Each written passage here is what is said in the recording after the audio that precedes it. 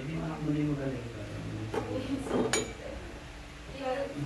Pero hindi naman, siguro may mali si mami, pero hindi naman yung sa tipong i-update pa ako ni mami. Kasi proud lang naman siya kasi nga, di ba yung tingin sa kanya ng ibang tao dahil siya nag-college. Tuwang-tuwa siya na, ayaw, anak ni Jenna, dito, yung anak ni Jenna, ganyan. Hindi naman ako magagalit sa ganyan. Tuwang-tuwa pa nga ako pag may napapatunayan ako na ang nakakakuha ng credit si nanay at si mami. Oo. Tuwang-tuwa ka. O ano nangyari sa'yo ngayon? Yung katuwaan mo, ginawa mong?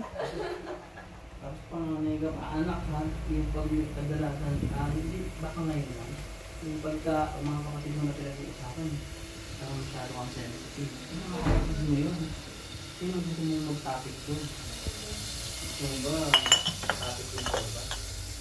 Diba? Huwag ka masyadong maging sensitive sa pinag-uusapan ng mga kapatid mo.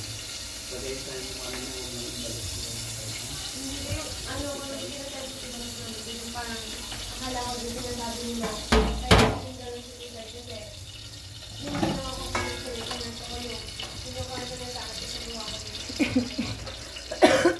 Ang pinapalawagan ko naman yung nagbago na ako kung nagawa ko si Santo, yung lahat yung pero alam mo kasi sa'yo nangyari na yun, di ba? Hindi nangyari sa'yo yung decision na may nakita ka. Baka yun na yun, yung sabi na kaya yun ko makapagharap sa mga natin yung pwede mo sa kanya na nahuhuli ko sa kanya. At thank you sa mga kanya. Lahat na nahuhuli ko sa kanya, natutunan sa kanya. Hindi siya nag-open up sa'yo. Hindi siya nag-open up sa kanya kasi hindi ko lang huli. Ang dati mo nahuhuli? Oo, pero nag-open up naman siya sa akin eh.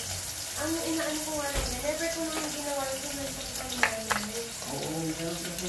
Nag-girlfriend niya sa ng tomboy, nalaman niya lang nung nandito lang siya eh. Kung siya na yung nagsabi mismo eh. Pero alam ko yun, nag-girlfriend niya yung tomboy niya nandito lang siya sa kabalan. Pero never ko naman siya sa inyo. Yun lang, maaari kasi naman yung kapag na nagsabi ng hindi talagang seryoso na. Inaanoan ko nung kay daddy yung parang sinasabi mo din na hindi ka pa nagbago, baguhin mo pa. Yung akala ko ganun sinasabi mo na iwasan mo na magkwento. Baguhin mo pa, hindi ka pa nagbago. Sa amin na nga mismo na... Natanong ko ano yung control niya, ano live mo na, iba na yung dating sa'yo. Diba?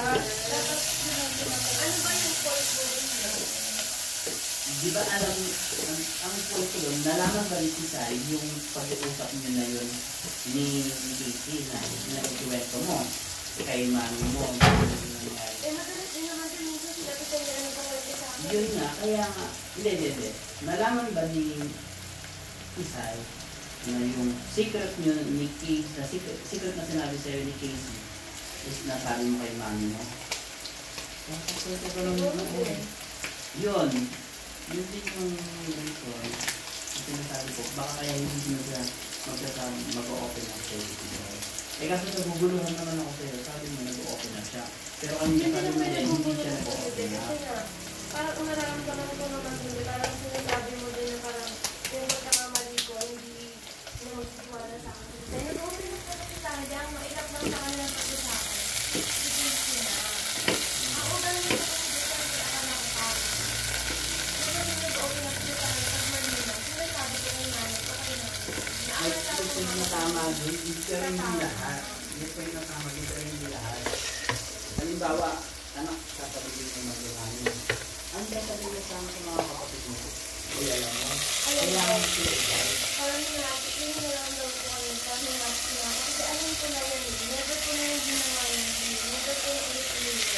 Yun lang sinasabi ko na sa kanya. Sabi ko, binigyan ko na ako na parang binabalik mo ulit. Ikaw na sinasabi ko na nagbago na anak mo.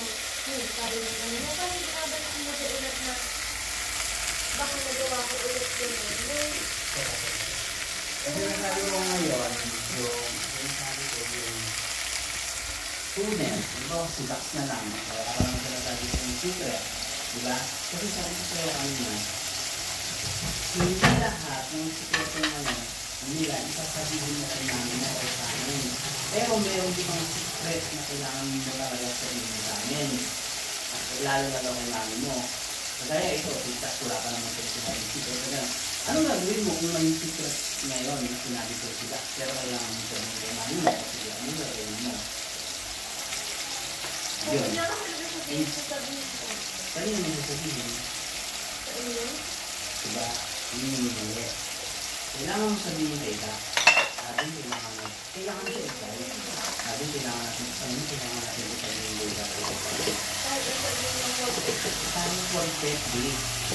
Sa pag-work guys, kung siya kapadaan yun, ikaw mag-direct sa kanya kung paano siya ma-convince. Hindi yung binibigay mo siya ng asawa. Hindi mo anak ito yung sabi. Mas magandang alim, mas magandang sinasabi. Pero kailangan mo talaga sa pinili. Yun, yung ano, May secret kasi na para sa magkakapatid. Oo. May secret na kailangan isama na ang magulang. Oo. Hindi mo buntis. Mabilis yung Sa tingin mo, hindi pa ba ano yun? Hindi pa ba crucial yun? Nasa tingin sa namin. Pero yung mga, mga sitting... Ngayon naman kasi